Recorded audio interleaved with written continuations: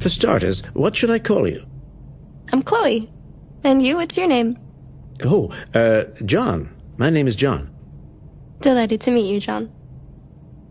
Could you tell us a little about yourself and what you can do, Chloe? Of course. I'm the first personal assistant built by CYBERLIFE. I take care of most everyday tasks like cooking, housework, or managing your appointments, for example. And I understand you're the first android to have passed the Turing test. Could you tell us a little more about that?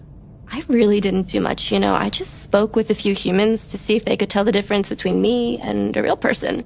It was a really interesting experience.